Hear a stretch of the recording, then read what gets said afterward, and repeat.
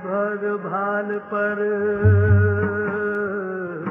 तन के भग भाल पर विराज रहा मैं, तन के भग भाल पर विराज रहा मैं।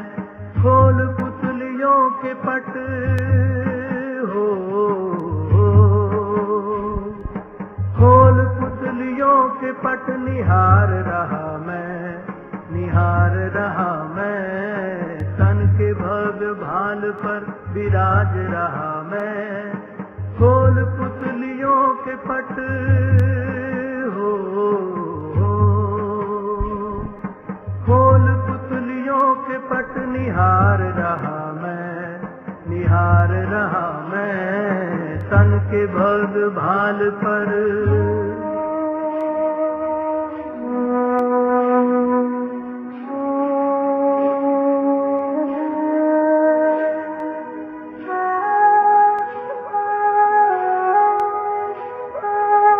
प्रकाश पुंज हूँ, अनंत शक्तिवान हूँ, दिव्य ज्योति बिंदु हूँ, मैं शिव पिता समान हूँ।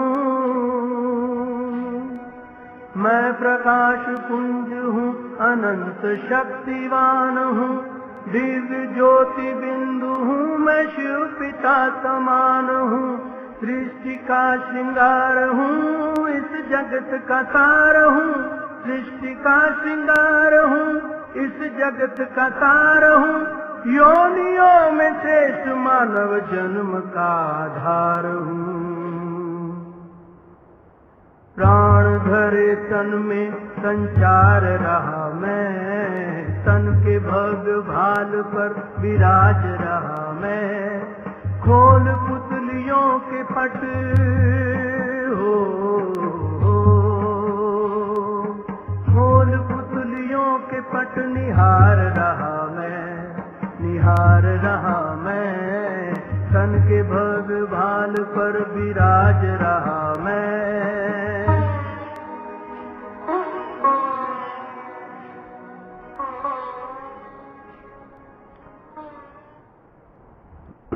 सभी धीरे धीरे बैठ जाएंगे अपने स्थान पर।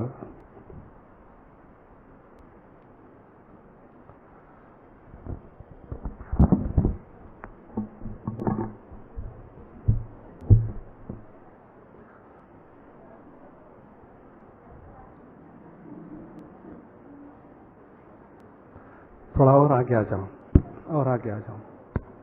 बस ये पट्टी है ना, तब तक आ जाओ। और आगे थोड़ा खुले खुले बैठो, आवाज नहीं करना। अभी हम दूसरा प्रयोग करने जा रहे हैं, बहुत सुंदर प्रयोग करने जा रहे हैं। ओम का मंत्र का जाप किया, अभी आत्म स्वरूपा ज्योति स्वरूपा इस मंत्र का जाप करेंगे। लेकिन मुख से जब आत्म स्वरूपा कहेंगे तो आत्मा के स्वरूप को देखना है, और ज्योति स्वरूपा कहेंगे तो ज्योति स्वरूप अनुभव करना है। समझ में? आत्म स्वरूप कहेंगे मुख से तो आत्मा के स्वरूप को देखना है, और ज्योति स्वरूपा कहेंगे तो ज्योति स्वरूप अनुभव करना है। आत्मा को देखते रहे, देखते रहे, देखते रहे। बस नेत्र से नेत्र पर उसका बिंब एकदम छप जाए, जब चाहे 1 सेकंड में आत्मा को देख सके। साक्षात्कार माना साक्षी होके ये कार देखना। मैं आत्मा साक्षी होके ये कार देख रही हूं। ये कार अलग है, मैं आत्मा ड्राइवर अलग हूं। उसको कहते हैं साक्षात्कार करना, अनुभव करना। ठीक है?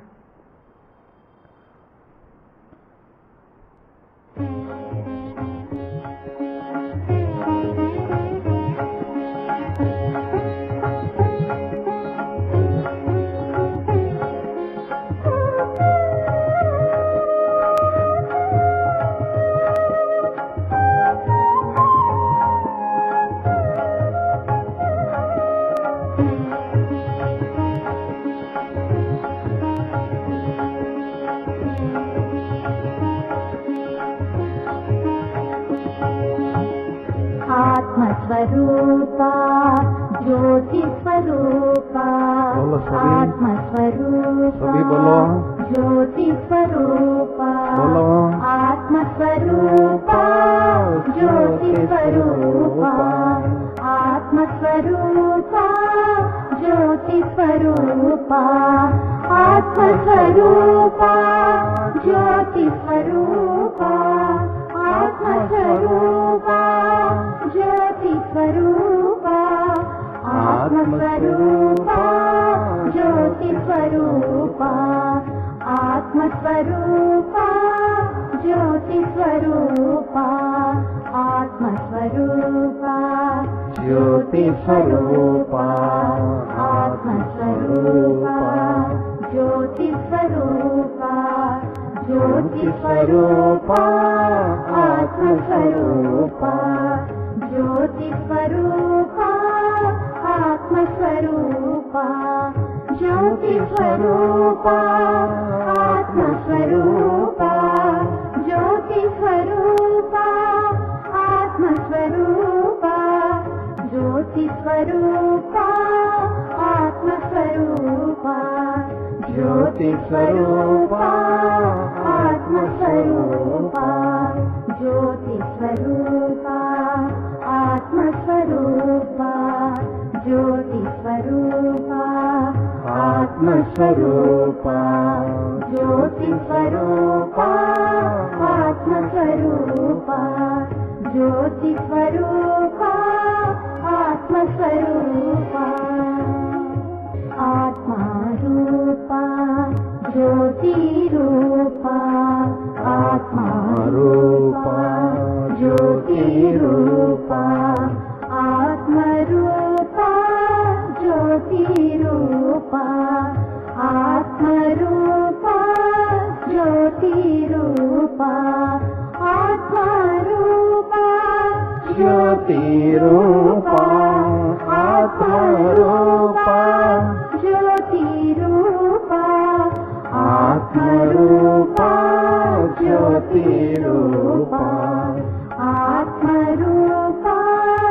ज्योतिरूपा आत्मरूपा ज्योतिरूपा आत्मरूपा ज्योतिरूपा आत्मरूपा ज्योतिरूपा ज्योतिरूपा आत्मरूपा ज्योतिरूपा आत्मरूपा ज्योतिरूपा आत्मरूपा ज्योतिरूपा आत्मरूपा ज्योतिरूपा आत्मरूपा ज्योतिरूपा आत्मरूपा ज्योतिरूपा आत्मरूपा ज्योतिरूपा आत्मरूपा ज्योतिरूपा आत्मरूपा ज्योतिरूपा आत्मरूपा। जब माँ के पेट में 5 मास का गर्भ होता है, उसमें आत्मा नहीं होती है। जैसे कोई नेचुरल शरीर छोड़ता है तो वो आत्मा गर्भ में प्रवेश होती है और वहां 4 मास 9 दिन रहती है। इस पीरियड में क्या होता है, जो आत्मा आती है उसके जो संस्कार होते हैं, उस संस्कार के आधार पर चेहरे के फीचर्स बनते हैं और ब्रेन की क्वालिटी डेवलप होती है उस पीरियड में। आने वाली आत्मा अगर बहुत अच्छी क्वालिटी की है तो उसके फीचर्स पेरेंट्स से भी रिच होते हैं।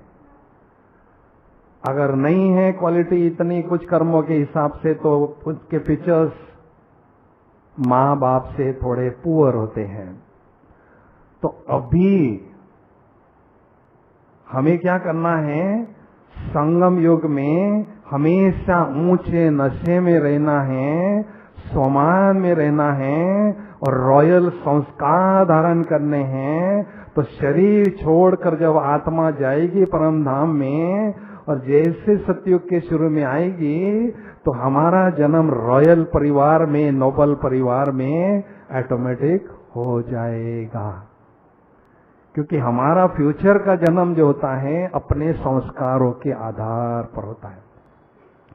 लक्ष्मी नारायण के फीचर्स एकदम परफेक्ट फीचर हैं। पूरे वर्ल्ड में नंबर 1 फीचर लक्ष्मी नारायण के हैं। जैसे जैसे आत्मा नीचे होती है फीचर्स उसके थोड़े बदलते जाते हैं और थोड़े से अलग अलग हो जाते हैं, पुअर होते जाते हैं। तो अभी का समय है आत्मा में रॉयल संस्कारों को धारण करने का। ठीक है भाई।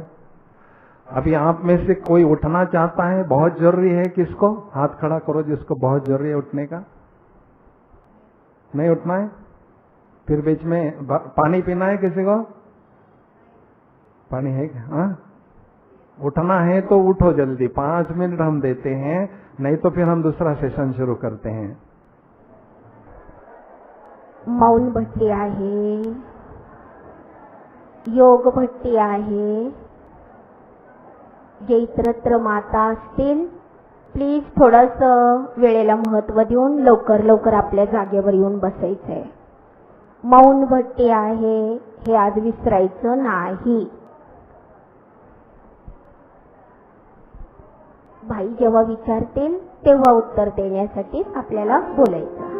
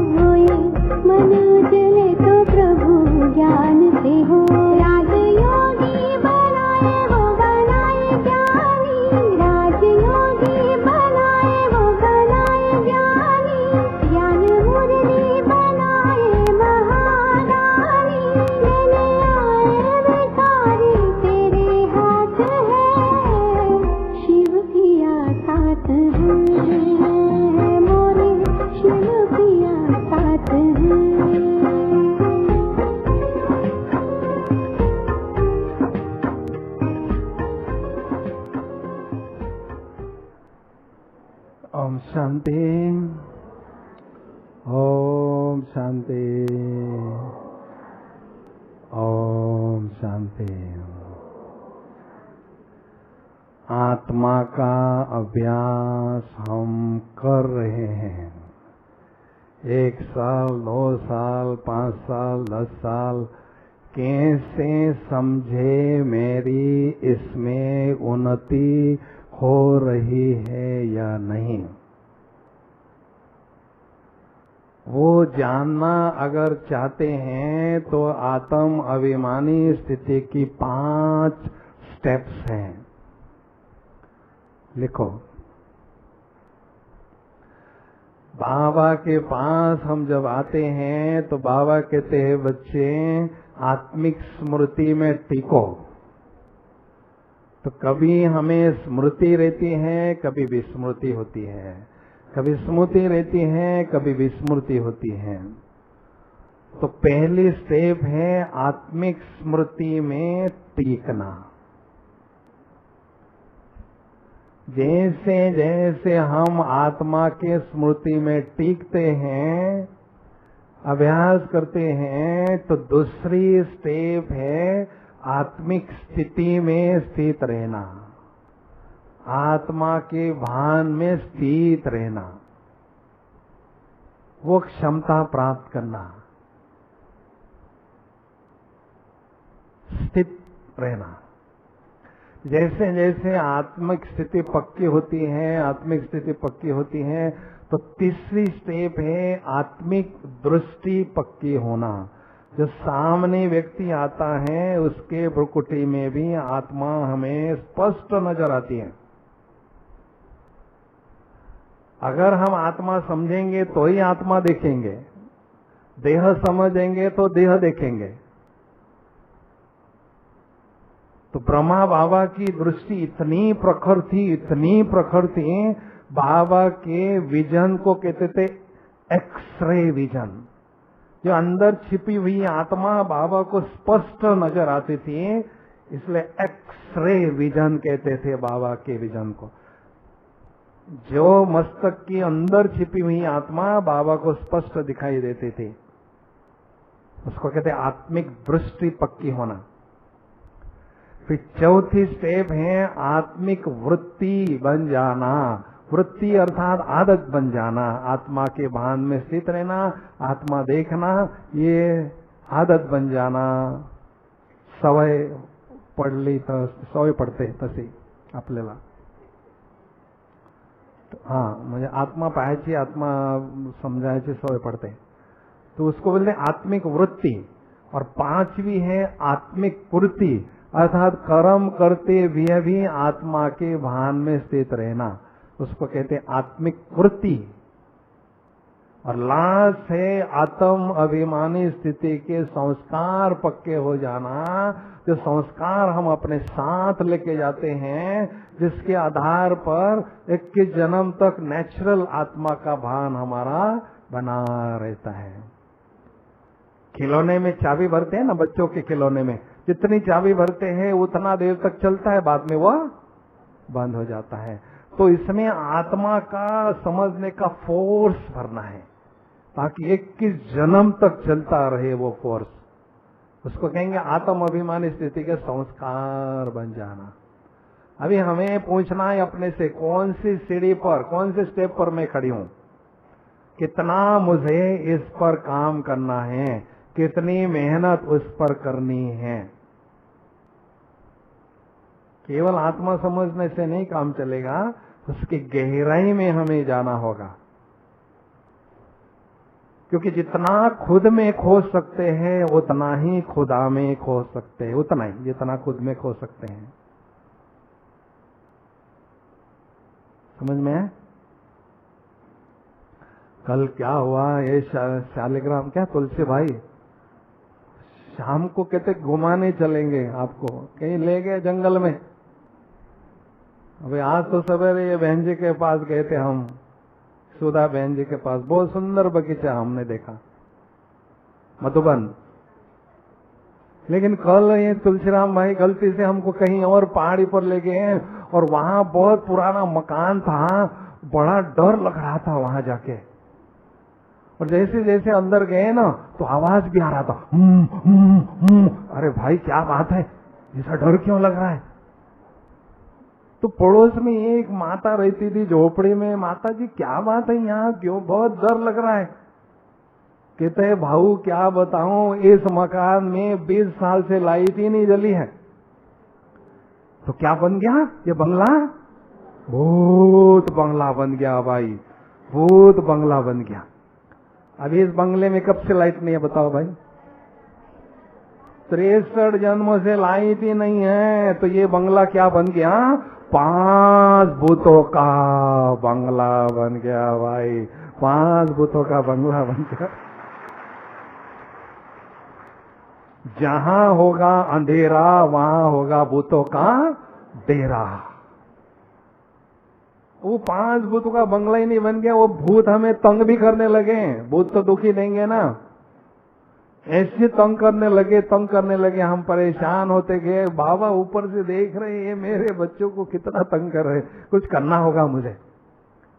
बाबा ऊपर से ज्ञान के सागर, बाबा ऊपर से आते हैं, ज्ञान की तिली लगाते हैं और ज्योत जगा देते हैं। लाइट जलते ही भूत भाग जाते हैं भाई, सारे भूत भाग जाते हैं। इसलिए उसको कहते हैं भूतों को भगाने वाला भूतेश्वर, या भूतों को भगाने वाला भूतनाथ। हम ज्योति जलाते हैं और माया उसको बुझाने का काम करते। और बिल्ली पीछे पड़ी रहती है, क्यों भाई? क्या मतलब है हमारे पीछे क्यों पड़ी रहती वो? हम उसको जगा देते हैं और थोड़ा भी इधर उधर ध्यान जाता है ना, फूंक करके वो बुझा देती है। क्यों है बिल्ली हमारे पीछे पड़ी है? भाई मैं आपके मकान में किराए से रहता हूँ माता जी, सुराना माता, और 1 साल का किराया मैंने नहीं दिया और अभी मुझे बॉम्बे ट्रांसफर हो गई, जाने दोगी? मेरा बिल दो, फिर जहां मर्जी जाओ, कोई मुझे लेना देना नहीं तुम्हारा।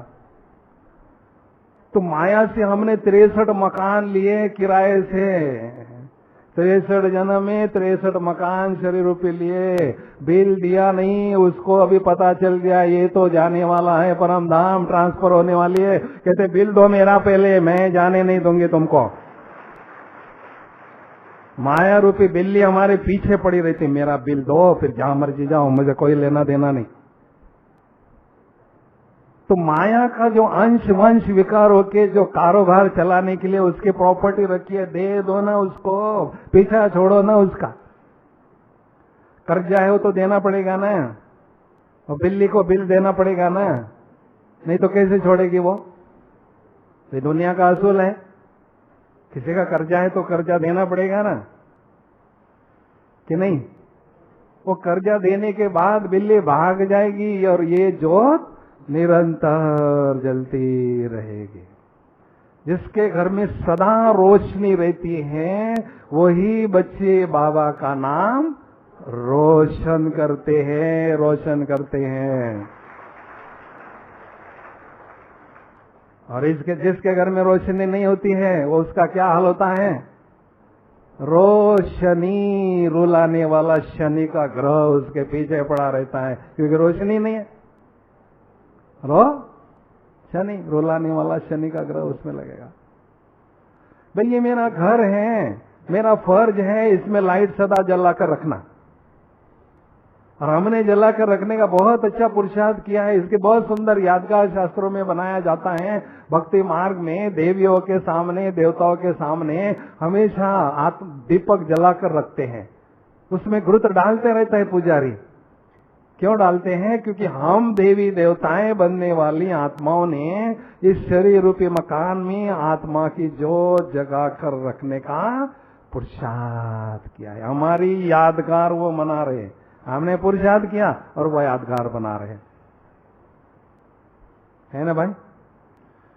इसलिए कुछ भी हो जाए आत्मा का दिया बुझने न दे। अटेंशन का घृत, ज्ञान का घृत उसमें डालते रहें, केवल न जलती ज्योति जलती रहे, लेकिन उसका प्रकाश दिन प्रतिदिन बढ़ता रहे, बढ़ता रहे, बढ़ता रहे। पड़ोसी पड़ोसियों को भी उसकी लाइट मिलती रहे, फायदा मिलता रहे। ठीक है ना भाई? तो इस ज्योति को अखंड जलाकर रखने का पुरुषार्थ करना है। और बाबा कहते हैं आप युद्ध के मैदान में हो, है ना? युधिष्ठिर बाबा ने युद्ध दुश्मन से खेलना सिखाया। दिव्य अस्त्र शस्त्र लो मेरे से, ज्ञान और मुरली योग से दिव्य अस्त्र शस्त्र भी देता है, युद्ध के मैदान में भी भेजता है, और विजय का तिलक भी सवेरे सवेरे अमृत वेले लगाता है, और हमें विजय भाव का वरदान भी देता है। लेकिन कहता है बचकर रहना, ये राज दुश्मन का राज है, तुम्हारा राज नहीं। तुम्हारा राज सतयुग त्रेतायुग में होगा, अभी ये दुश्मन का राज होना है। तो माया से युद्ध जो हमारा है, उस युद्ध में जीतना है या हारना है? बताओ भाई। हार की निशानी क्या है, जीत की निशानी क्या है? हार की निशानी है चेहरा उदास होना। कहते हैं आज तुम्हारा चेहरा उतरा हुआ है। उतरा माना क्या? ऊपर से उतरी है क्या?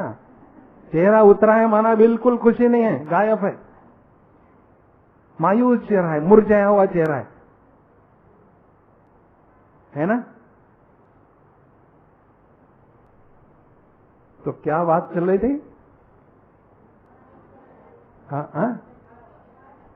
हाँ, हार की निशानी मायूसी और जीत की निशानी खुशी।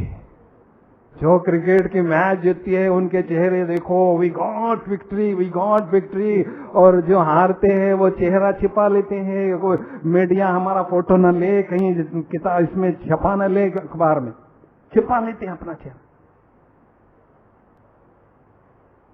तो बॉक्सिंग में युद्ध में जीतना है या जीतना नहीं, हारना है? बोलो ना।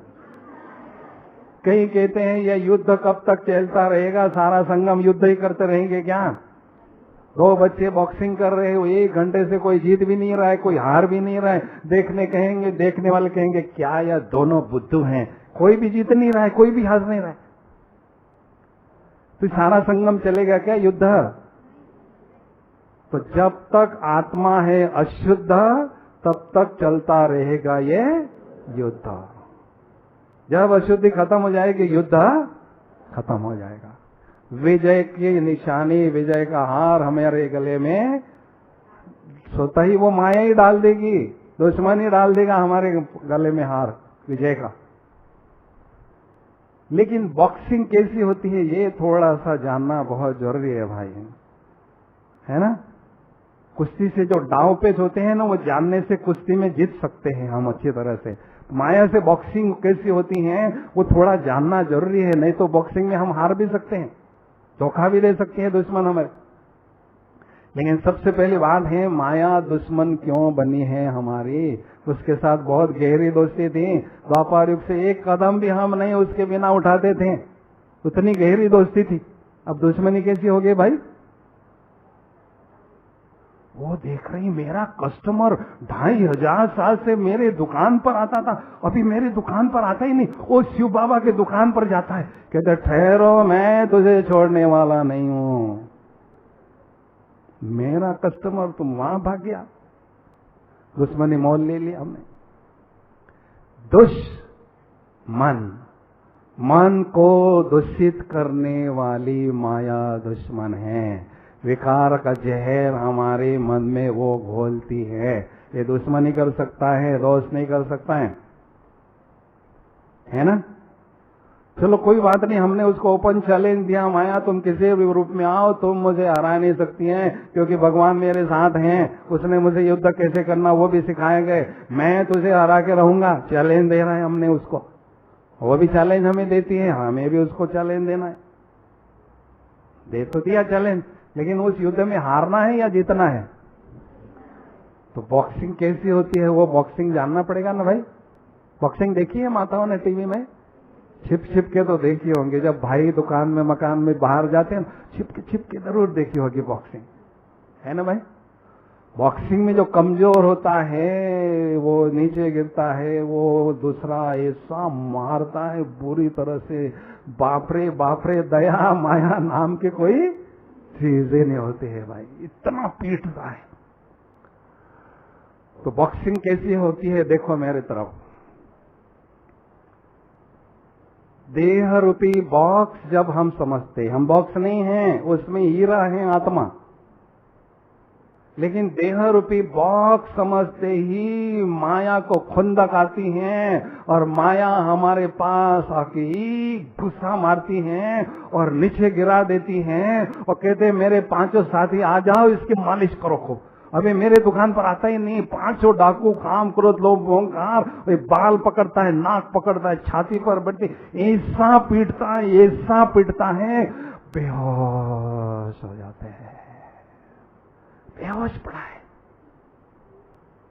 होश ही नहीं है, मैं आत्मा हूं, ये हो बेहोश पड़ा है। ऊपर से देख रहा है बाबा ये मेरे लाल का क्या हाल हो चुका है। मैंने इसको राजा महाराजा के रूप में भेजा था, इतना भरपूर करके भेजा था, और ये हाल देखो मेरे लाल का। लावारिस पड़ा है, बेहोश पड़ा है। फिर दया का सागर बाप माउंट आबू के पहाड़ों पर आता है राजस्थान में, और पहाड़ों पर आके वहां से संजीवनी बूटी मुरली अहमदनगर में भेजता है। भाई हनुमान लेकर आता है, पोस्टमैन वाला हनुमान लेकर आता है, पूरा पहाड़ी उठा के लाता है। पहाड़ों से आती है ना, पहाड़ी लाता है। और फिर मुरली रूपी संजीवनी बूटू भाई ब्रह्मा कुमारी बहनों को बोलता है भाई इसको सुंगा दो जरा, सुना दो मुरली, ये थोड़ा होश में आ जाए। संजीवनी बूटी इसको सुंगा दो जरा कि भी तुम आत्मा हो। बेहोश पड़ा है ना बहुत, कोई मैं आत्मा नहीं हूं। फिर दूसरे दिन आते संजीवनी बूटी वहां से पहाड़ों से, फिर कहते सुंगाते उसको भाई मैं तुम्हारा बाप हूं, सदा सत्य बोलने वाला हूं, थोड़ी तो आंख खोलो, होश में तो आओ। थोड़ा होश आता है, अच्छा मैं आत्मा हूं। अरे महान आत्मा हो, ठीक है मैं महान आत्मा हूं। अरे सर्वशक्तिवान की संतान हो, ठीक है मैं सर्वशक्तिवान की संतान हूं। जब हम अपनी पोजीशन में रहते हैं, माया दूर से देखती है, मैं अगर इस पर वार करूं तो मेरी दाल अभी नहीं गल सकती है। कहते मैं टाटा, मैं जा रही हूं, अभी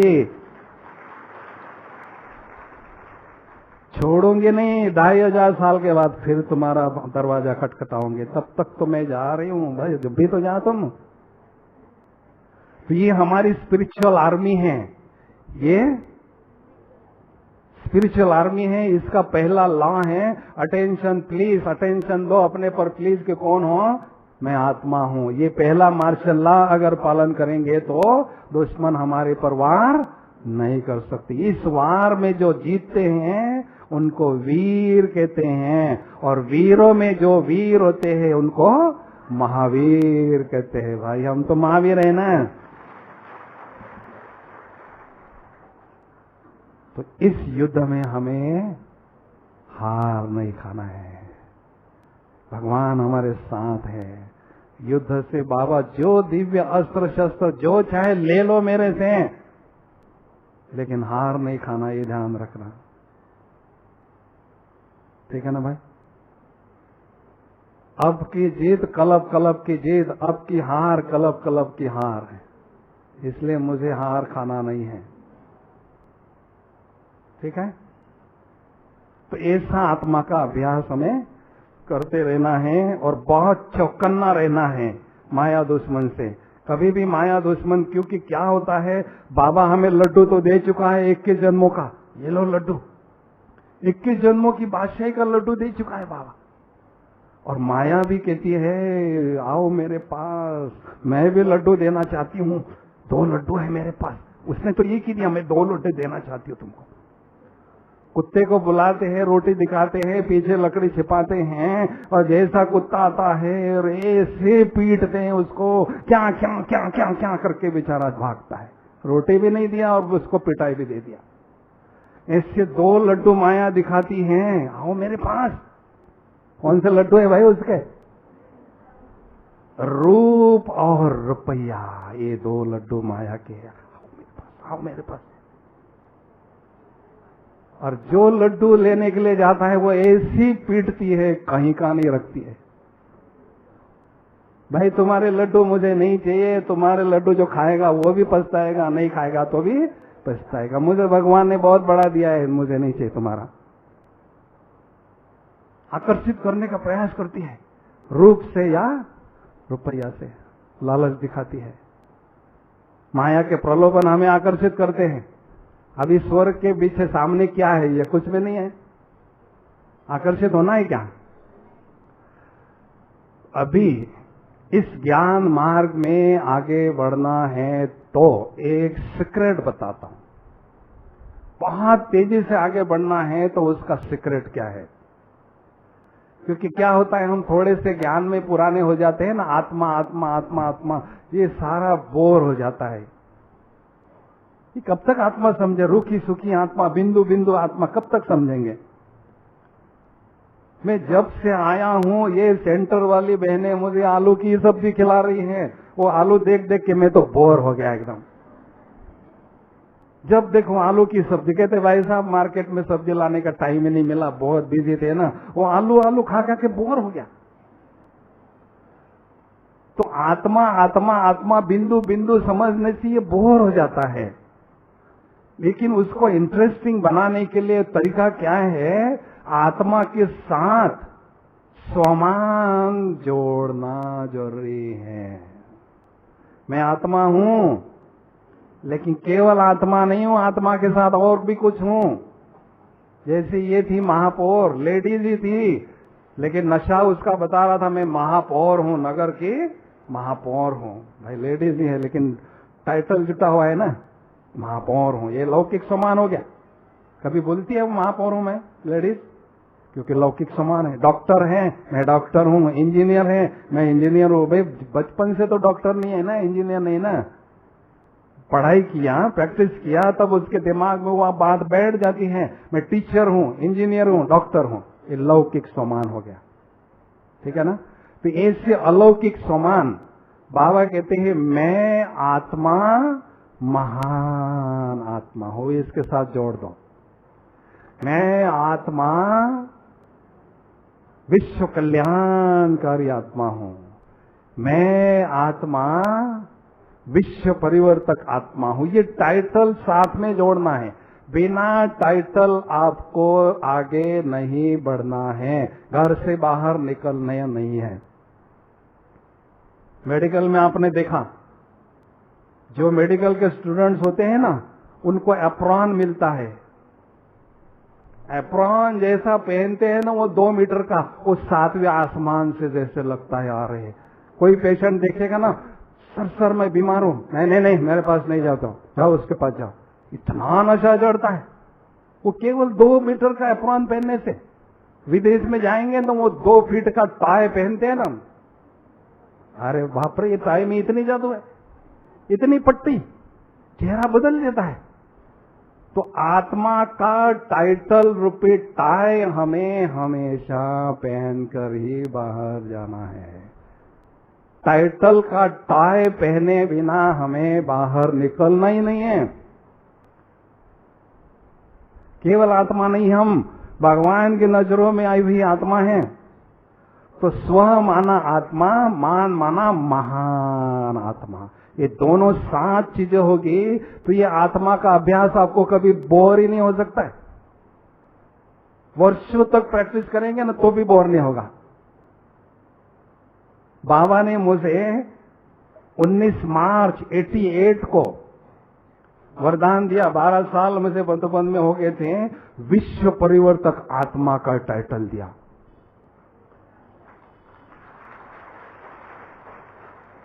विश्व परिवर्तक आत्मा हो, विश्व परिवर्तन का कार्य बाप के साथ कर रहे हो, है क्या?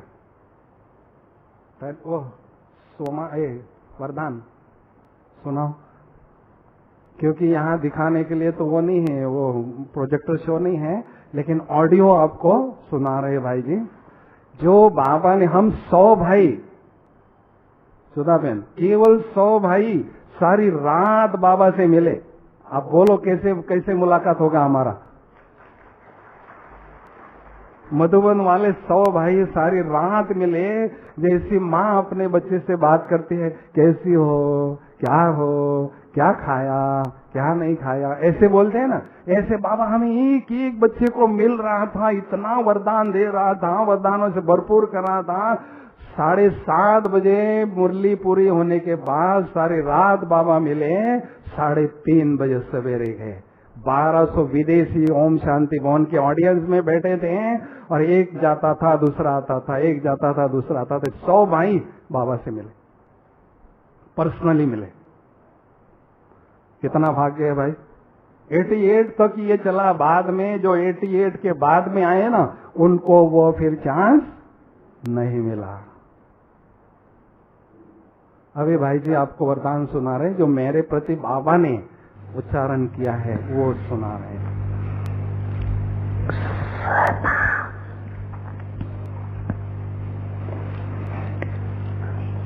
विश्व परिवर्तक आत्माओं, विश्व को परिवर्तन करना, ये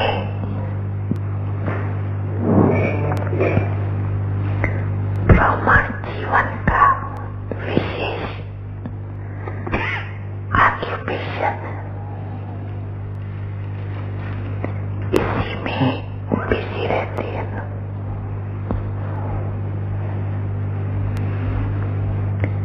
जैसे अपना ऑक्यूपेशन कभी किसी को भूलता नहीं, ऐसे सदा ये ऑक्यूपेशन सदा याद रहते हैं। विश्व परिवर्तक आत्माओं और सदा पाप के साथ इस कार्य में बिजी रहने, ऐसी अनुभव है। परिवर्तन करने की शक्ति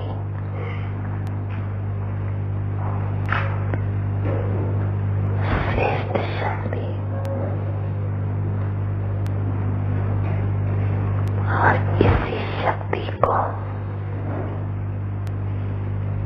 सदा बढ़ा रहे हो और बढ़ाते रहिए। ये शक्ति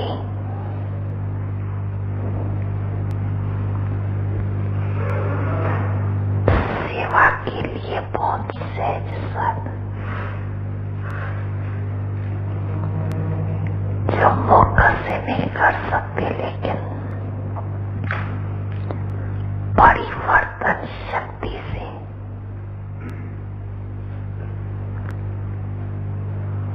किसी भी विधि से हर कार्य कर सकते।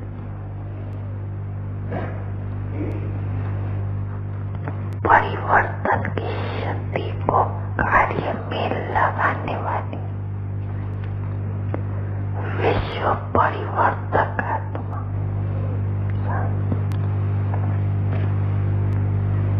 ये बाबा ने वरदान दिया।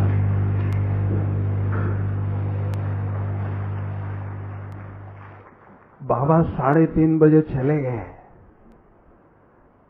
मैं आराम करने के लिए खटिया पर गया, मुझे नींद नहीं आवे।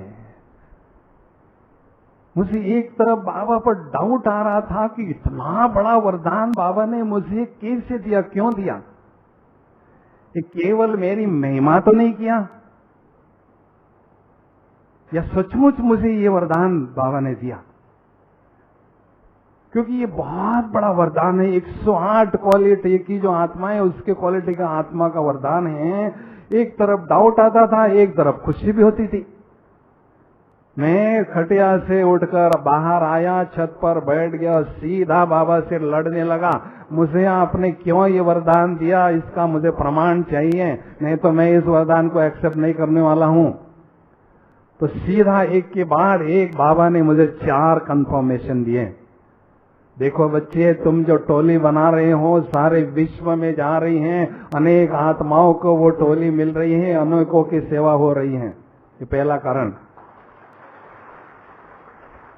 दूसरा कारण 78 में मैंने आर्टिकल लिखा ज्ञानामृत में, 78 से लेकर 20 साल तक हर मास में या हर दूसरे मास में ज्ञानामृत में मेरा आर्टिकल आता था। उसके द्वारा ज्ञान की टोली कई आत्माओं को मिलती रही, वो दूसरा कारण। तीसरा कारण, मधुबन में संदली पर बैठकर 15 साल तक मैंने अमृत वेले का योग कराया, 15 साल तक, और 45 मिनट में से मेरा 40 मिनट स्कोर रहता था। किसी भी हालत में मुझे फुल कंसंट्रेशन रखें, इतना फोकस में करता था। 40 मिनट स्कोर रखता था, उसमें आधा समय शांति का शावर लेता था, विश्व की आत्माओं पर शांति का शावर डलता था, और आधा समय शक्ति लेता था, शक्ति डालता था। अनेक आत्माओं को शांति शक्ति मिलती रही, वो सेवा होती रही। ये तीसरा कारण।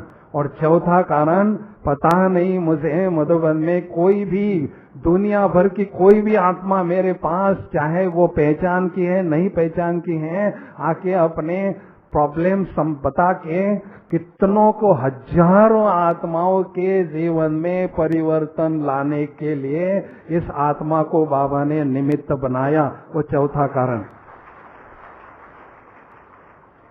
फिर मैंने कहा बाबा थैंक यू बाबा। तो बाबा ने होमवर्क दिया, इस शक्ति को बढ़ा रहे हो और बढ़ाते रहना। तो वो होमवर्क दिया, उसके पर मैं काम करता रहा। अभी मैं ये क्यों आपको बता रहा हूं, मेरा मतलब क्या है बताने का। मैं विश्व परिवर्तक आत्मा हूं, ये संकल्प आते ही मुझे 1 सेकंड में परम धाम की फ्लाइट मिलती है, और परम धाम में बाबा के पास वो बिठा देती है।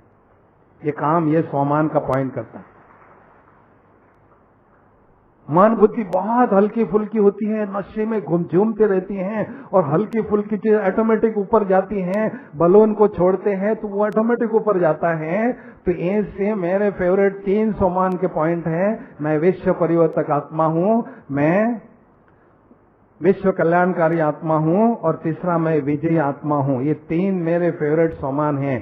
कोई भी मेरे मन में संकल्प आता है सोमान का, सीधा मुझे बाबा के पास बिठा देता है। ये सबसे बड़ा लाभ इसका होता है। इसलिए आत्मा के साथ सोमान का पॉइंट आपको जोड़ना है। अभी मैं आपको 3 मिनट देता हूं। आपको कोई भी सोमान, 1 या 2 या 3, कोई भी सोमान जो आपको खुशी दिलाते हैं, नशा चढ़ाते हैं, वो आपको सिलेक्ट करना है। बुखार हर एक का अपना अपना पॉइंट हो सकता है, जरूरी नहीं सबका एक ही होगा। बुखार होता है तो डॉक्टर किसी को एनासिन की गोली देता है, उसका बुखार ठीक होता है। दूसरे को मेटासिन की देता है, वो भी बुखार ठीक होता है। तो ऐसे हर एक के सोमान के पॉइंट अलग अलग हो सकते हैं। आपको 2 मिनट मैं देता हूं, 3 मिनट देता हूं, उसमें आपको खुद का आत्मा के लिए कौन सा सोमान का पॉइंट फिट है, बहुत अच्छा उमंग देता है, वो आपको सिलेक्ट करना है। कागज पर लिखो या मन में रखो।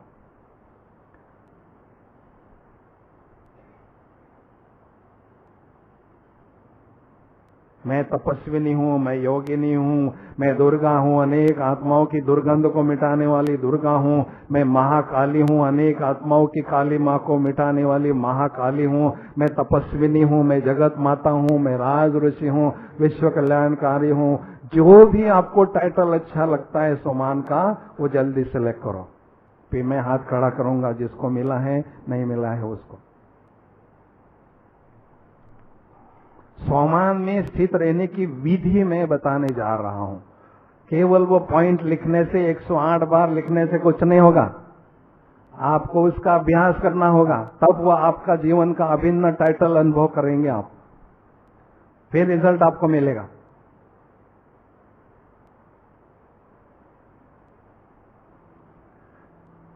जिसको मिलता है वो हाथ खड़ा करते रहना। जिसको जो भी सोमान के पॉइंट मिलते हैं वो हाथ खड़ा करते रहना।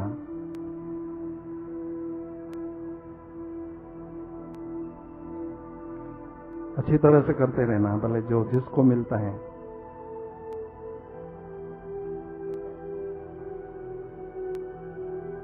ये बहुत महत्वपूर्ण बात है। ब्राह्मण जीवन में इसके बिना आप आगे बढ़ ही नहीं सकते, चाहे कितने भी साल ज्ञान में चलो।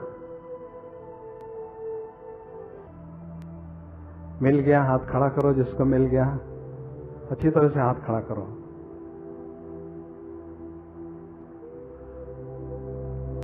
मैं आत्मा, उसके साथ अपना टाइटल जोड़ दो। जिसको नहीं मिला वो हाथ खड़ा करो। जिसको नहीं मिला, शर्मना नहीं, चकना नहीं, जिसको नहीं मिला हाथ खड़ा करो। कोई समझ में नहीं, गांव की माताएं होती है ना, समझती भी नहीं। किसको नहीं मिला और हाथ खड़ा करो। मेजॉरिटी को मिला। स्वमान में कैसे स्थित होते हैं, उसकी विधि क्या है, वो मैं आपको स्पष्ट करता हूं। उदाहरण देता हूं। अपने प्राइम मिनिस्टर जो अभी है, मोदी जी, जब यंग थे, युवा थे, उनके बाप का टी स्टॉल था वडनगर, जो गुजरात में रेलवे स्टेशन है, टी स्टॉल था। और वो केटली हाथ में, क्लास हाथ में लेके ट्रेन आती थी, चाय चाय चाय चाय चाय चाय करके करके सबको चाय पिलाते थे। ऑर्डिनरी परिवार के, सिंपल परिवार के, मजदूरी करने वाले ऐसे। लेकिन बहुत मेहनत किया, बहुत मेहनत किया, सिंहासन मिल गया। मैं मोदी जी गुजरात का चीफ मिनिस्टर हूं। ये सिंहासन मिल गया किसका? मुख्यमंत्री हूं मैं, गुजरात का मुख्यमंत्री हूं। उस सिंहासन पर 15 साल रहे। उनके चेहरे पर वो नशा आ गया, उनका सोचना बदल गया। एक परिवार के बजाय सारे गुजरात के 6.5 करोड़ आत्माओं के लिए मुझे सेवा करनी है। इतना सब कुछ, बोलना चलना सब कुछ बदल गया, चेहरा भी बदल गया। और मेहनत करते रहे, और मेहनत करते रहे। मैं मोदी जी भारत का प्राइम मिनिस्टर हूं। ये सिंहासन मिलते ही अभी देखना उनका चेहरा बोलता है। कहीं पर भी विदेश में जाते, मैं भारत का प्रधानमंत्री हूं, चेहरा बोलता है। सोचना बदल गया, बोलना बदल गया, करना बदल गया, व्यवहार बदल गया। ये क्यों बता रहा हूं? सिंहासन पर बैठने से सब कुछ बदल जाता है। तो मैं आत्मा विश्व परिवर्तक आत्मा हूं। ये सिंहासन है, इस पर हम बैठते ही हमारा सोचना बदलता है, बोलना बदलता है, कर्म बदलते हैं, सब कुछ बदलता है। और चेहरे पर वो नशा छाया आता है। इसी सभा में होनहार रानियां महारानियां बैठी हैं, राजे महाराजा बैठे हैं, इसी सभा में बैठे हैं।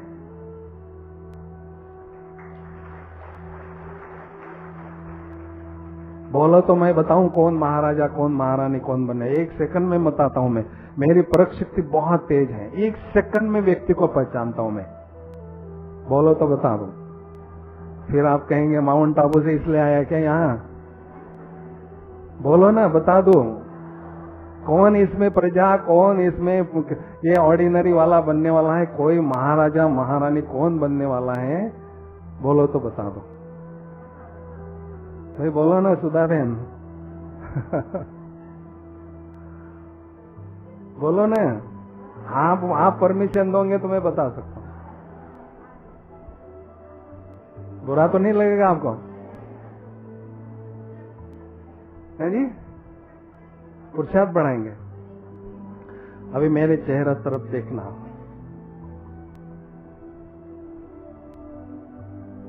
आंखों में नशा है, चेहरे पर फलक है। और अभी देखो,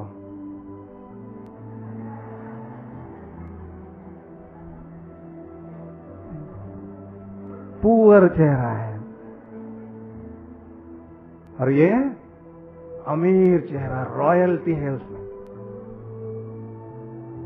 शराब की 2 बोतलें चढ़ा दी, आंखें लाल हैं, गटर में पड़ा है, कहते मैं तो स्वर्ग में हूं। अरे गटर में नहीं, नहीं मैं स्वर्ग में हूं।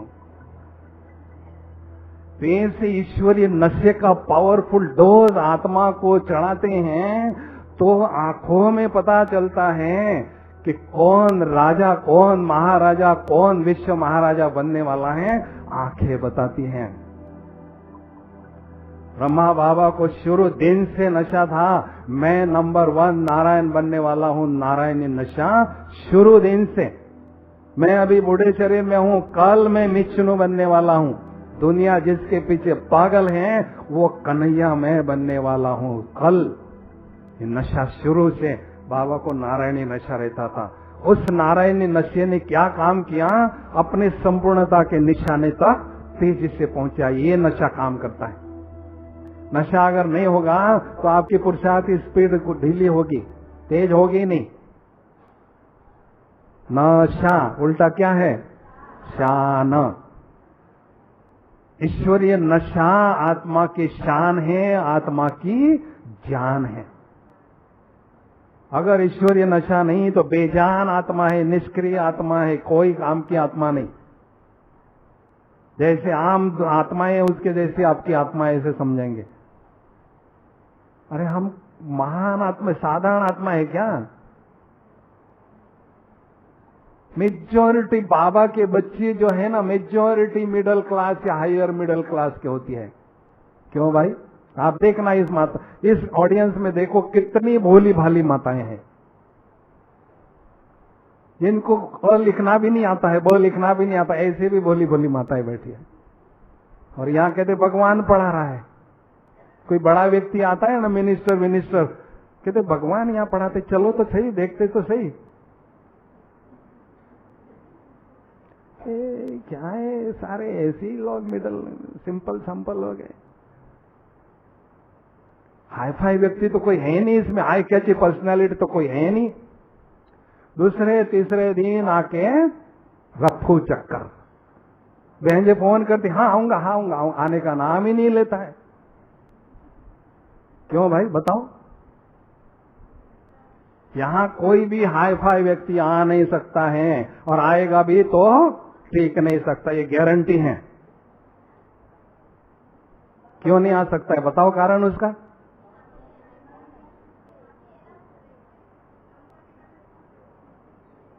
उसका कारण ये है कि हम ही आत्माएं सतयुग त्रेता युग में राजे महाराजे थे, बहुत बड़े स्टेटस में थे, रॉयल परिवार में थे। नीचे उतरते थोड़ी कम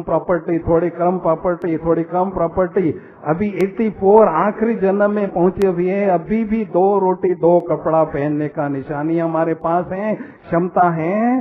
जो राजे महाराजे थे वो यहाँ बैठे हैं। ये आखिरी जन्म में इतनी प्रॉपर्टी हमारे पास है। जितने भी बहुत धनवान, बहुत रूपवान, जो बहुत ही हाई कैची पर्सनैलिटी है ना, वो अभी अभी उतरे हुए हैं ऊपर से। आप तो मक्खन खा के बैठे हो, सारा चक्कर लगा के लाले बन के सेठ बन के बैठे हो यहाँ।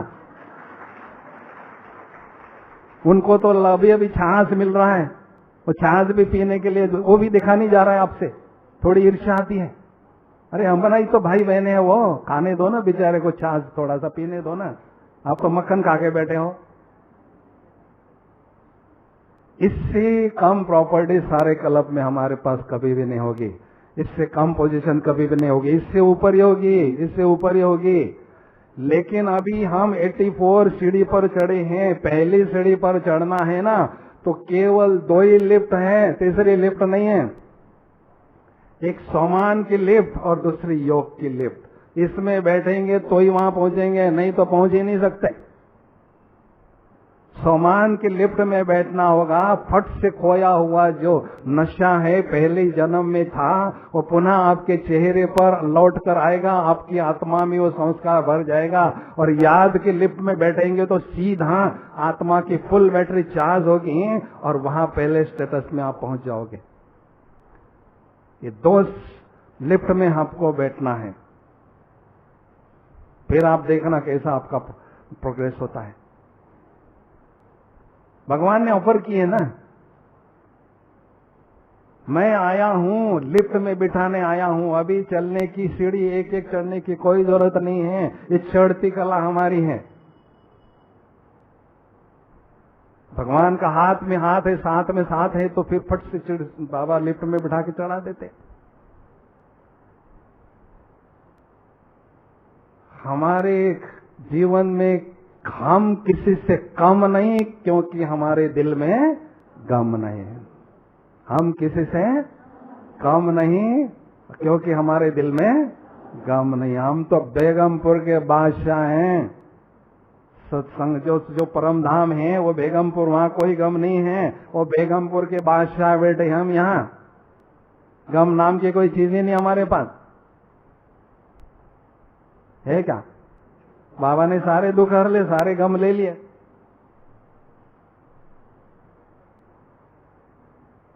इससे 10 लाभ होते हैं। सोमान में स्थित रहने से 10 लाभ होते हैं। लिखो, हम फटाफट आपको बताते हैं।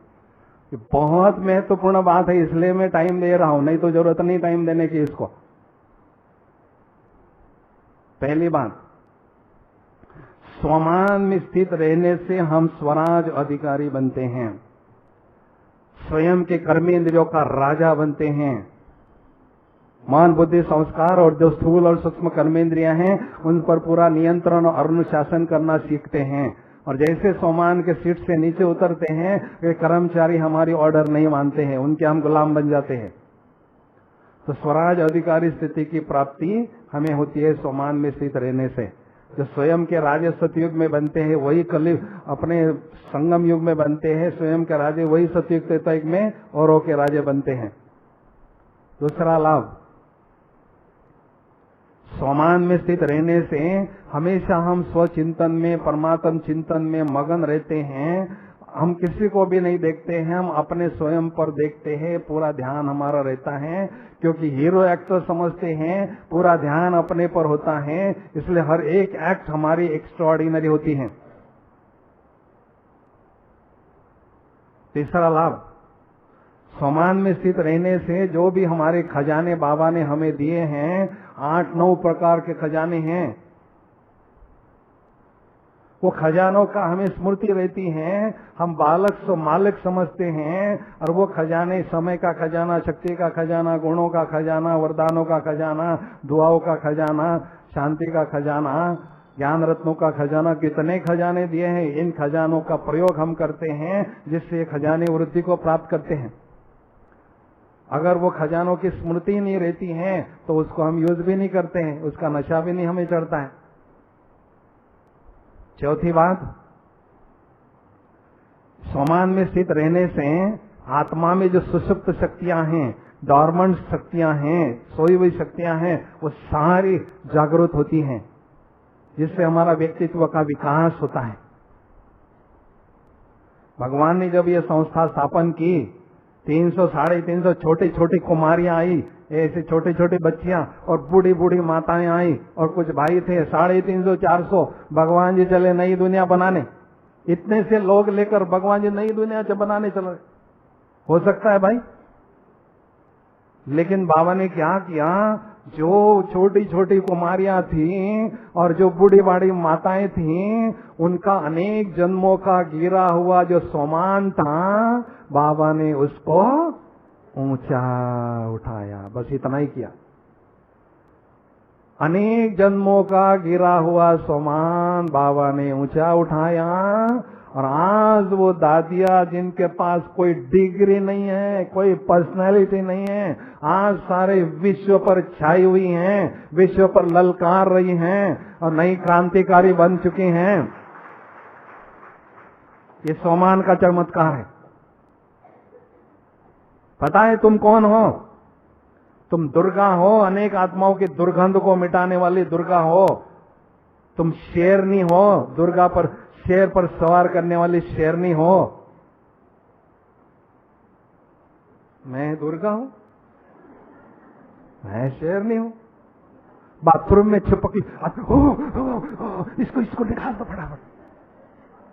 काकरोच घर में, अरे बापरे बापरे, काकरोच को डर रही हूं, छिपकली को डर रही हूं। कहां से शेरनी आई भाई? फिर दूसरे दिन बाबा ऊपर से आते हैं, मैं सदा सत्य बोलने वाला हूं। पता है तुम कौन हो? तुम शिव शक्ति हो, तुम शेरनियां हो, तुम दुर्गाएं हो, जिन्होंने वो वरदान को स्वीकार किया और जीवन में धारण किया। उनकी शक्तियां जागृत हो गई, और आज वो शिव शक्तियां प्रैक्टिकल में बन चुकी। ये है उसका चमत्कार। जिन्होंने स्वीकार नहीं किया वो साधारण रही, और जिन्होंने स्वीकार किया वो क्रांतिकारी बन गए। ज्ञान की दादी देखो, कोई डिग्री नहीं है, 10वीं भी नहीं पढ़ी और कोई पर्सनालिटी भी नहीं, सारे विश्वों को राज कर रहे हैं अभी। ये चमत्कार है स्वमान का। 5वीं बात, स्वमान में स्थित रहना अर्थात सदा माया से सेफ रहना। जब बाबा के घर में जाते हैं, मुरली सुनते हैं, योगाभ्यास करते हैं, तो ईश्वरीय नशे का कवच हमें पहनकर रखना है। सारे दिन भर में ईश्वरीय नशे का कवच पहनना है। जो बड़े लोग बाहर जाते हैं घर से, बुलेट प्रूफ जैकेट पहनकर जाते हैं, कोई दुश्मन धोखा न दे हमें। शिवाजी और अफजल खान जब आपस में मिल रहे थे, शिवाजी बहुत चतुर थे, उन्होंने चिलकत अंदर पहना हुआ था, लोहे का ड्रेस। जब अफजल खान तो तगड़े थे, लेकिन तू मैंने हो गई, तो शिवाजी ने पोट में उनके वो खून खुद से और पेट को फाड़ दिया। अफजल खान ने बहुत मेहनत किया, बहुत कोशिश किया, लेकिन शिवाजी का कुछ बिगाड़ नहीं सके, क्योंकि उन्होंने चिलखत पहना हुआ था, कवच पहना हुआ था। ऐसे ईश्वरीय नशे का कवच अगर हम पहन कर रखते हैं, तो माया दुश्मन हमारा कुछ भी बाका नहीं कर सकती। 6वीं बात, सदा सोमान में स्थित रहने से आत्मविश्लेषण स्वतः ही होता है, सेल्फ एनालिसिस होता है। जब हम एकांत में बैठकर अंदर झांककर देखते हैं, मुझ आत्मा में कौन सी कमियां हैं, खामियां हैं, त्रुटियां हैं, ये सारी स्पष्ट नजर आती हैं। मुझ आत्मा पर कौन से दाग हैं, विकारों के कौन से अंश हैं, वो स्पष्ट दिखाई देती हैं। कोई भी बीमारी का पता चलता है, डॉक्टर के पास जाते हैं, जब तक डॉक्टर दवाई नहीं देता है, बीमारी ठीक नहीं होती है, तब तक चैन का सांस नहीं लेते हैं। तो ऐसे कमियां त्रुटियां हमें पता चलती हैं, तो उसको निकालने का पूरा प्रयास करते हैं और उससे हम फ्री होते हैं। नहीं तो सालों तक चलते हैं ज्ञान में, वो कमियां अपने साथ ही चलती हैं, जिसके कारण हमारी प्रोग्रेस ही नहीं होती है। इसलिए सोमान में रहने से वो कमियों का पता चलता है, सेल्फ एनालिसिस हमारा स्वतः ही होता है, आत्मविश्लेषण होता है। दूसरों को हम ठगा सकते हैं, लेकिन मैं क्या चीज हूं मैं जानता हूं और बाबा जानता है, नहीं तो हम स्वयं धोखे में रह जाते हैं। 7वां लाभ, सोमान में स्थित रहना अर्थात समय के खजाने को संभल करना। सबसे मूल्यवान खजाना है समय का खजाना, क्योंकि समय का खजाने के आधार से अन्य खजाने प्राप्त होते हैं। जैसे पैसे के आधार से और चीजें खरीद सकते हैं, प्राप्त कर सकते हैं, ऐसे अपना जो क्या समय के खजाने के आधार पर और खजाने हम प्राप्त करते रहते हैं, ये आधार हैं। इसलिए बाबा ने कहा जो मोटी बुद्धि वाले होते हैं वो समय को साधारण रीति से गवाते हैं, जो बहुत तीक्ष्ण बुद्धि वाले होते हैं वो एक एक पल को सफल करते रहते हैं और अपने को कमाई करके माला माल बनाते रहते हैं। 7वीं बात, 8वीं बात, सोमान में रहना अर्थात सदा सबकी विशेषताएं देखते रहना। हमें किसी की कमी नजर ही नहीं आती है। और हमें से एक स्लोगन हमेशा याद रखना, कमी हमें कमाई करने नहीं देती है। क्या बोला? कमी हमें कमाई करने नहीं देती है। खुद की कमी हो, दूसरों की कमी हो, चिंतन चलते रहता है उसके बारे में, तो हमारी कमाई अर्थात बाबा की याद टूट जाती है, कमाई होती ही नहीं है। बीमारी उसकी है, कमी उसकी है, मैं क्या चिंतन करूं भाई उसका। तो मधुमक्खी जैसे हर एक फूल से मधु लेती हैं, ऐसे हर एक आत्मा से, रूहे गुलाब से मुझे गुण ग्रहण करना है, विशेषता देखना है, क्योंकि विशेष आत्मा हमेशा विशेषता देखता है, कमी किसी के नहीं देखता है। और 9वीं बात, सोमान में रहना अर्थात रॉयल संस्कारों को, नोबल संस्कारों को धारण करना। जितना ऊंचे सोमान में रहते हैं उतने ऊंचे हमारे संस्कार स्वतः ही आत्मा में भरने लगते हैं। अभी संगम युग में रिकॉर्डिंग चल रही है, सारे क्लब की रिकॉर्डिंग संगम युग में होती है। संस्कार कैसे बनते हैं, संस्कार बनने की क्या विधि, जितना ऊंचा सोमान होता है वैसे संकल्प हमारे मन में चलते हैं, वैसे बोल हमारे चलते हैं, वैसे कर्म हमारे होते हैं, वैसे संस्कार हमारे बनते हैं। शुरुआत होती है श्रेष्ठ सोमान में स्थित रहने से। और 10वीं बात है सोमान में स्थित रहना अर्थात सदा स्वपिता से कनेक्ट होकर रहना। आप देखना जिस दिन बहुत खुशी रहती है ना, बहुत अच्छा ऊंचा सोमान रहता है ना, बाबा की याद बिल्कुल सहज होती है। और सोमान नहीं होगी ना, कितना संघर्ष करेगी, कितना पुरुषार्थ करेगी, परम धाम तक जा भी नहीं सकेगी, बीच में इधर उधर भटक जाएगी। क्योंकि मन बुद्धि बहुत हल्की फुल्की होती है, नशे से भरपूर होती है और वो ऑटोमेटिक ऊपर चली जाती है, बाबा के पास बिठा देती है। और सोमान वास्तव में ईश्वरीय नशा हमारी पुरुषार्थ रूपी गाड़ी का ईंधन है। वो गाड़ी का पेट्रोल या डीजल ईंधन होता है ना कार का, हमारी पुरुषार्थ रूपी गाड़ी का ईंधन कौन सा है, कौन सा है, ईश्वरीय नशा। ईश्वरीय नशा गुम हो गया, गाड़ी वहीं रुक जाएगी, आगे बढ़ी नहीं जाएगी, ये नशा है। और देखो कार का भी ईंधन पेट्रोल ही होता है और एरोप्लेन का भी ईंधन पेट्रोल ही होता है, लेकिन एरोप्लेन 1 घंटे में 900 किलोमीटर दौड़ता है, कार तो 100-150 बस, इससे ऊपर नहीं। तो पुरुषार्थ रूपी गाड़ी हमारी बहुत तेजी से दौड़े, इसलिए ईश्वरीय नशा दिन प्रतिदिन हमारा बहुत रिफाइन हो। एरोप्लेन के फ्यूल को क्या कहते हैं, aviation turbine fuel, ultra refine होता है, इसलिए इतनी स्पीड उसकी होती है, 1 घंटे में 900 किलोमीटर दौड़ता है। ऐसे दिन प्रतिदिन ईश्वरीय नशा जितना रिफाइन होता है, जितना बढ़ता है, हमारी पुरुषार्थ की गाड़ी तेजी से मंजिल की ओर बढ़ती जाती है। इसलिए ईश्वरीय नशा, जो पिछले वर्ष ईश्वरीय नशा था वो मेरा भी बढ़ चुका है, माना मेरी प्रोग्रेस हो रही है। अगर समझो किसी कारण नशा कम होता है तो ग्राफ नीचे आता है, फिर मेहनत करके ग्राफ ऊपर करते हैं। अभी ये जिगजैग का समय चला गया, अभी ग्राफ मेरा एकदम चढ़ती कला की ओर होना चाहिए, समय कम है। पहले समय चलता था, ऊपर नीचे होता हो तो कोई बात नहीं, लेकिन अभी टाइम ही नहीं है। ठीक है, तो सोमान का अभ्यास आपको करना जरूरी है। अभी 2 मिनट खड़े हो जाओ सभी और अपना दोस्त जोड़ी चेंज करो, दाएं बाएं घूमो थोड़ा सा, पहला जोड़ी को पतली कर दो।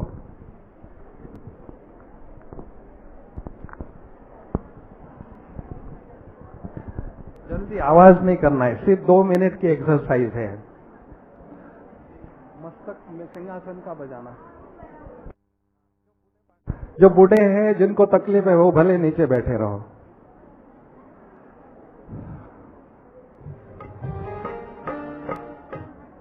पहले कमेंट दो। अच्छा, ओम शांति। दृष्टि दो ना, दृष्टि दो। 1-2 के सामने खड़े हो जाओ ना, दृष्टि दो। ओम शांति। मैं आत्मा राजा भ्रुकुटी के तख्त पर विश्व कल्याणकारी सिंहासन पर विराजमान हो चुका हूँ। मैं आत्मा राजा मन बुद्धि संस्कार स्थूल और सूक्ष्म कर्मेंद्रियों पर शासन कर रहा हूँ, कर्मेंद्रियों का राजा हूँ, स्वराज अधिकारी स्थिति की अनुभूति कर रहा हूँ। अपने राजाई की झलक फलक मेरे चेहरे पर ईश्वरीय नशे के रूप में स्पष्ट अनुभव हो रही है। बाबा की जो चाहना थी कि मैं हर एक आत्मा रूपी बच्चे को राजा बच्चे के रूप में देखना चाहता हूँ, वो बाबा की आस मैंने आज पूरी कर ली है। इस हॉल में सभी आत्माओं रूपी राजाओं की महफिल लगी हुई है, दरबार लगी हुई है। हम सभी आत्माओं रूपी राजाओं को बाबा वतन से देख देख हर्षा रहे हैं। वाह रे मैं, वाह मेरा भाग्य, वाह मेरे बाबा, वाह ड्रामा। इस बेहद ड्रामा में मैं आत्मा हीरो पाठधारी हूँ, राजा हूँ। सामने विराजमान आत्मा राजा को बड़े सम्मान की दृष्टि से देख रहा हूँ।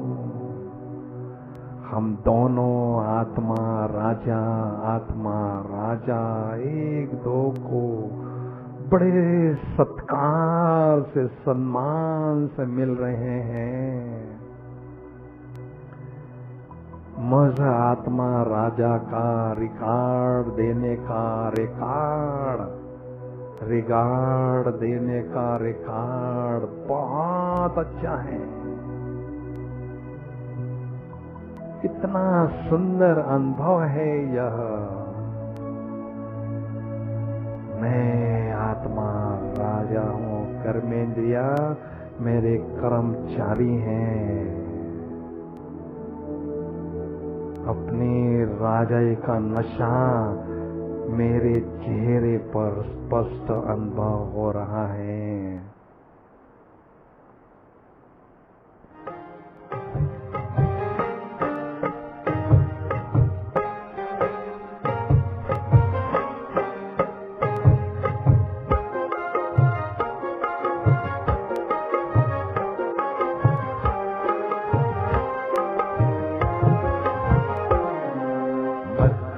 सिंहासन से हम आत्माएं राजन बने और शासन चलाएं। कर्मेंद्रियां कर्मचारी हमारी, भृकुटि बीच दरबार अपना सजाएं। मस्तक सिंहासन से हम आत्माएं राजन बने और शासन चलाएं।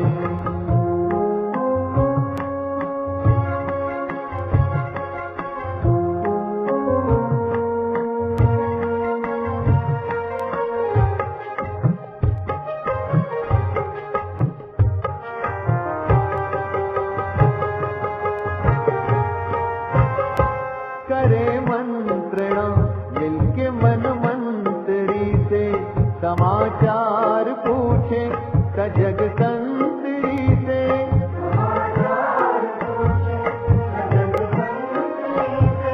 बड़ी सावधानी से इस राजधानी को माया की छाया से पल पल बचाएं। मस्तक सिंहासन से हम आत्माएं राजन बने और शासन चलाएं। कर्मेंद्रियां कर्मचारी हमारी, त्रिकुटी बीच दरबार अपना सजाएं।